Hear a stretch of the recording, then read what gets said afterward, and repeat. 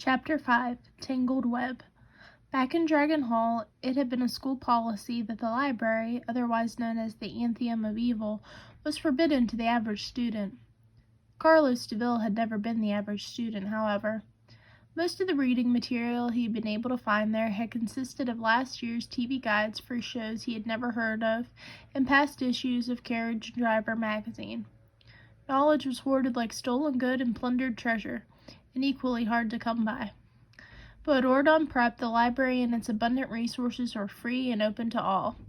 After school, Carlos could usually be found in the library, admiring the leather-bound books on every subject, from How to Keep Yourself Busy for 16 Years Alone by Rapunzel to Genie's Blue Planet travel guides, See the World in 3 Wishes. He would never get tired of this place. But today he was holed up in the room he shared with Jay, seated on his comfortable bed with the blue plaid comforter around his shoulders as he stared at his laptop, ignoring the large screen television and its many video games. The matching blue plaid curtains were drawn shut. As it turned out, like Mal, he preferred to work in a dark room. Carlos had been there all afternoon, so lost in his research that he had missed tourney practice. Carlos was a naturally curious boy, and when he wanted to understand how something worked, he didn't stop until he figured it out. For instance, when Ordon City was hit with several earthquakes in a row over the past weeks, he looked up the statistics and noticed that there had been more earthquakes in the last month than there had been in the last year.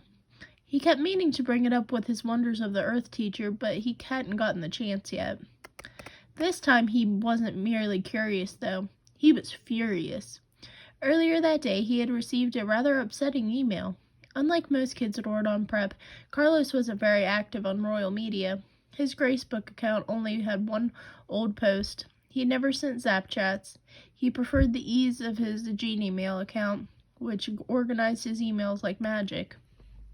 That morning, he logged on to see if the new video game he ordered, Crown of Duty, was on its way and discovered a new email from an unknown sender. The message, like most anonymous messages, was mean-spirited, telling him to go back where he came from and return to the Isle of the Lost by moonset. While the email itself had been annoying, it really irritated him to no end that he hadn't cracked the email sender's true identity yet. Carlos figured he was smarter than the average troll, but the only progress he had made was to unmask the server that had routed the email, and so far he hadn't been able to hack through its security defenses. Dalmatians, Carlos muttered, frustrated enough to use his mother's favorite curse.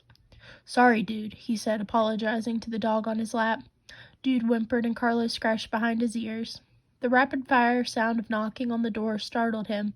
Come in, he yelled, and looked up to see Mal and Evie entering with dark looks on their faces. He held up a hand as they crowded around his desk. He had been expecting them for a while now. Don't tell me. You both received rude messages saying to return to the Isle of the Lost, haven't you? Which is why you're here. I got an email today. How did you know? Never mind, said Evie. Carlos was often a step ahead of them. Yes, we did, said Mal, pulling up a chair, giving Carlos the details. What have you found? Do you know where they're from? Not yet, he said, his fingers flying over the keys. But he was getting close. He could feel it. He had finally breached the first security wall. Now all he had to do was figure out the password. He tried to ignore the girls so he could concentrate. Isn't it weird that you got an email, Evie got a comment on her InstaRoyal account, and I got a text? Mal pointed out. Who's ever behind it seems to know us pretty well. Carlos nodded. I'm barely on Royal Media. You only use your phone, and everyone knows Evie's always updating her feed. Do you think they reached Jay? He's never online and is always losing his phone. I'm sure they found a way, Mal said Mal. We think the messages might be from our parents, said Evie a little breathlessly. This was not the news he wanted to hear. What? Why? Carlos twisted around, suddenly seized with fear that his mother, Cruella DeVille, with her wild hair and trademark screech, was right behind him. Dude whimpered. Relax, they're not here. At least not yet, said Mal. Then she told him how Evie's magic mirror had been unable to show them the villains on the island. Well, Call me paranoid, but lately I feel like she is near. Like she's watching me somehow. I can't shake the feeling, he said, panicking as he imagined Cruella appearing at his doorway. While Maleficent might be able to turn into a dragon, Cruella was a dragon. Nah, you're just paranoid, said Mal. Carlos chewed on this new information.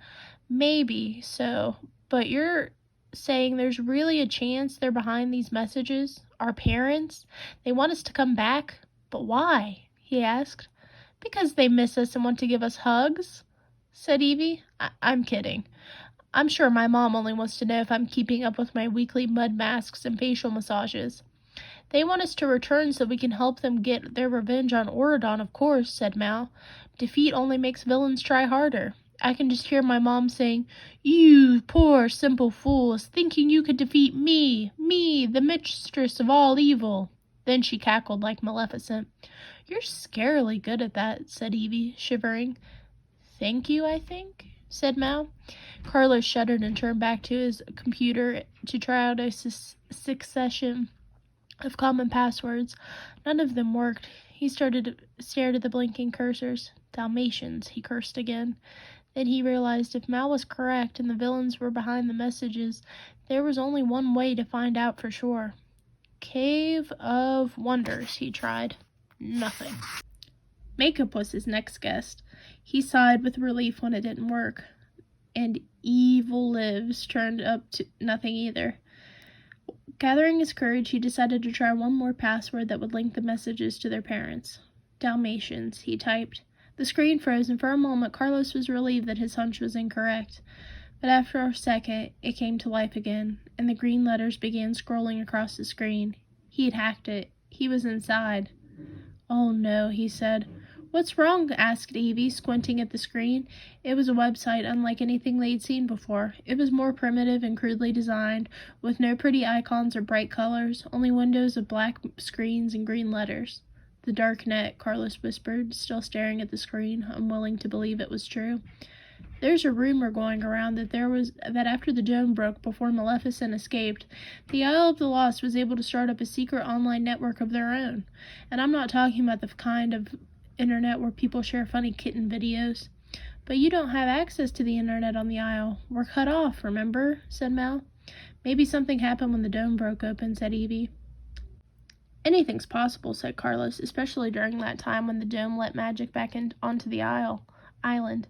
He looked up at them. Supposedly, since the Darknet is effectively hidden from Auradon servers, it's a way for the villains on the Isle of the Lost to communicate with each other. Think about it. On the Darknet, they can hatch evil plots without anybody here knowing about it. So they use the Darknet to send each other evil emails, joked Mal. And post evil Insta messages, Evie giggled. I'm serious, said Carlos. It's not funny. You're right, said Mal, sobering. With an online network, they can organize their evil schemes more effectively. Yeah, exactly, so I'm going to poke around and see what else I can find, said Carlos. But Carlos, you just said the villains are behind it, Evie cried. Isn't that dangerous? I would say danger is my middle name, said Carlos cheerfully, warming up to the task as his dog slid from his lap to nestle at his feet contentedly. Now that he had a new thing to explore, he didn't feel as frightened. He could do this. But my middle name is actually Oscar. He saw their faces and muttered as he typed, Hey, it could be worse, right? Mal, your middle name is Bertha. Unfortunately, yes. Anyway, see what you can find, Mal said with a crisp nod, but I think we have to make plans to return no matter what. Return? To where? Carlos asked, although he had a feeling he already knew the answer. To the Isle of the Lost, of course, Mal said as she rolled up her sleeves. But why? We might be falling right into a trap, Evie argued. Isn't that just what they'd want us to do, whoever they are? Well, we can't stay here. We need to find out what the villains are up to back home, Mal said. Plus, I'm not going to be intimidated by whoever's sending these messages. We have to take the risk, or something like what happened at Coronation could happen again. We sure do, said Jay, who had appeared in the doorway, his face bruised and one eye swollen shut, holding up a crumpled piece of paper covered in purple ink. Did you guys get one of these today about returning to the Isle of the Lost? Old-fashioned note, of course, said Carlos, who couldn't help but be pleased with the cleverness of their mysterious nemesis. Of course, or sort of, said Mal, as the other two nodded. Jay looked relieved. What happened to your eye? Are you all right? Asked Evie. Do you need Mal to conjure an ice pack for that? Tourney practice. It's nothing, Jay said, waving off their concern. But as I was saying, we have to go back home, because we all know the villains won't rest until Auradon is reduced to rubble and we're all minions, Mal said fiercely, as if she would have taken on an army of them right now. Goblins, said Jay. Maleficent had goblins for minions. Why doesn't anybody remember that? Okay, guys, so that was chapter 5.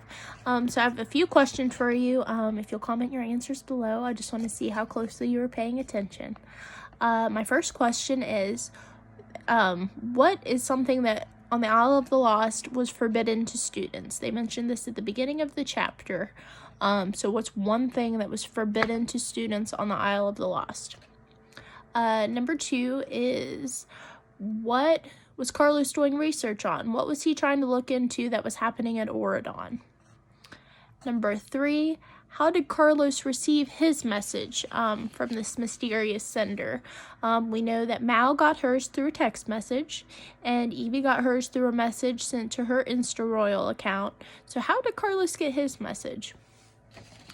Number 4 is, what video game was Carlos waiting for? He mentioned that he had ordered a video game and he was waiting for it to come in. So what is the name of that video game?